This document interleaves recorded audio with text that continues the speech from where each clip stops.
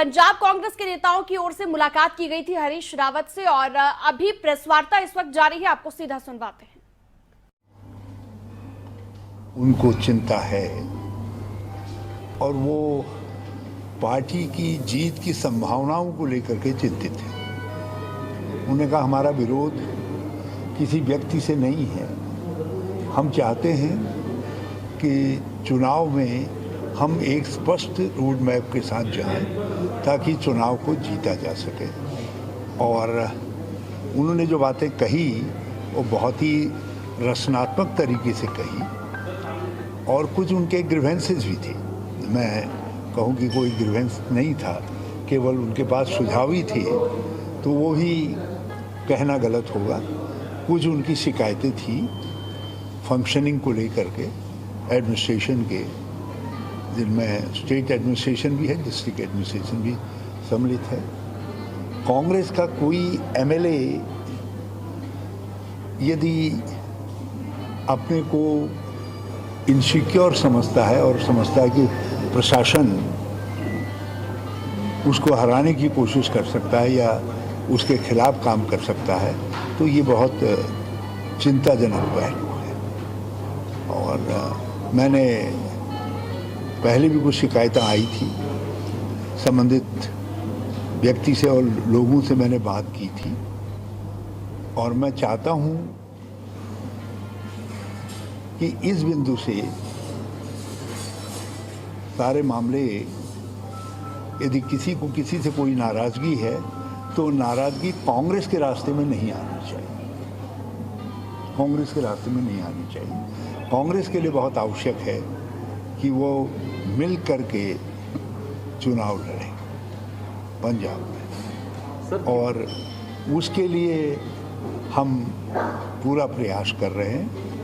और विधायक गणों ने, मंत्री गणों ने मुझे आश्वासन दिया है कि वो पार्टी की एकता के लिए पूरा वो रखेंगे और उनका पार्टी में और पार्टी हाईकमांड में पूरा विश्वास है। सर, उन्होंने कहा कि उनको जो बातें हैं, उन्होंने जो जनरली रोड मैप को लेकर के कांग्रेस कैसे जीते उस बात को लेकर के कही, वो भी महत्वपूर्ण है। और जो उन्होंने ग्रीवेंसेस बताए, जो और सवाल उठाए, वो भी महत्वपूर्ण हैं। ये शो करता है कि उनको वो पार्टी के जो सेटअप है, जो ढांचा है, उस ढांचे के अंदर वो चाहते हैं कि भाई सब लोग अपने तरीके से ठीक से काम कर सकें। अब आगे क्या है? और मैंने उनसे कहा है कि मैं कंसर्न लोगों से बात करूंगा और यदि आवश्यकता पड़ी तो मैं पार्टी लीडरशिप की भी मदद लूँगा ताकि ये सब मामले रिजॉल्व हो सकें, बातें आगे ना आए। नहीं सर, जो नाराजगी हमने बड़ी मेहनत से पंजाब में एक आशा का वातावरण पैदा किया और मैं सब पंजाब कांग्रेस के लोगों से प्रार्थना करना चाहता हूं उस आशा और विश्वास के वातावरण को कोई खंडित न करे। और वो कितना ही बड़ा आदमी क्यों न हो, यदि वो खंडित कर रहा है तो वो कांग्रेस के हित में नहीं है। सर, आपको लगता है इस सब चीज़ों से कांग्रेस को जो है वो पंजाब में काफ़ी नुकसान हो सकता है आने वाले समय में? और जो आपकी बैठक हुई है, जो नाराजगियाँ थी, वो नाराजगियाँ कहीं तक दूर हो पाएंगी? देखिए, ये जो लोग हैं ये सब खांटी के कांग्रेस के लोग हैं, इनमें ट्रेडिशनल कांग्रेस फैमिलीज के लोग हैं, तो इनके ये जानते हैं इनके किस कदम से पार्टी को फ़ायदा हो सकता है, किस कदम से नुकसान हो सकता है। मुझे इन लोगों पर पूरा भरोसा है और मैं समझता हूँ यदि कहीं थोड़ा डैमेज हुआ भी होगा तो उसकी पूर्ति का रास्ता भी इन्हीं विधायक गणों से निकलेगा, यानी कि मंत्रियों से निकलेगा। मंत्रियों की अपने ही मुख्यमंत्री और अपनी ही सरकार से नाराजगी है। होता है, कभी कभी होता है सर। ऐसे क्या हालात ये संभव है? नहीं, यहाँ तो इसलिए आए, वो मुझको जाना चाहिए था, मैं नहीं गया तो उन्होंने कहा हम आ जाते हैं, तुम क्यों हम।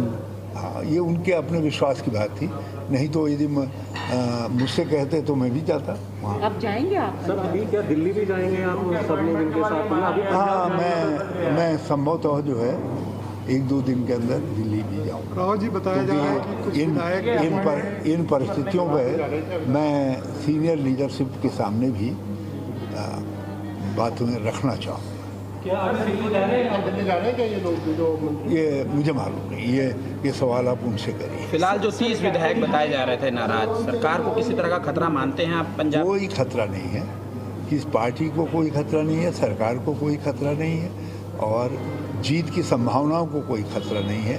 इन्हीं लोगों से आगे जीत की संभावनाएं निकलेंगी और जो भी समाधान उचित होगा वो समाधान किया जाए। सर, आपने जो है सिद्धू जी और कैप्टन के बीच में सुलह कराई थी, उस समय ये लग रहा था कि अब सब चीज़ें वहाँ ठीक हो गई हैं, फिर इतनी जल्दी ये दोबारा ये कैसे मसला सामने आ गया? जो बड़ा ऊंची वैरायटी का सीमेंट भी होता है वो भी कभी कभी जब होता है राजनीति के अंदर चीज़ें बदलती हैं। हमने उनमें एक साथ बिठा करके सारे पंजाब कांग्रेस को एक मंच पर ला करके जो काम सामान्य स्थितियों में असंभव लग रहा था उसको संभव किया, लेकिन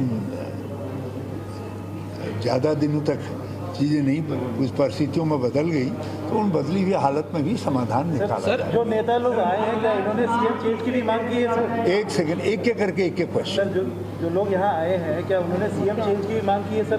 देखिए, तरीके से मेरे और मेरे मंत्रीगण विधायकगणों के बीच में क्या बातचीत हुई है वो सब मीडिया के लिए नहीं या बाहर के लिए नहीं थी।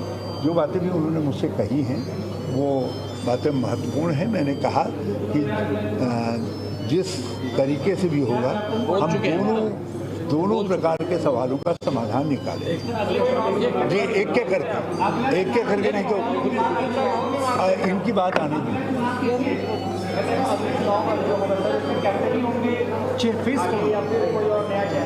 देखिए, ये ऐसा प्रश्न है जिस पर रोज रोज कोई बात नहीं कही जाती। सर, अभी कितने मंत्री कितने विधायक आपसे मिलने के लिए आए हैं? ये 4 मंत्रीगण हैं, 3 विधायक।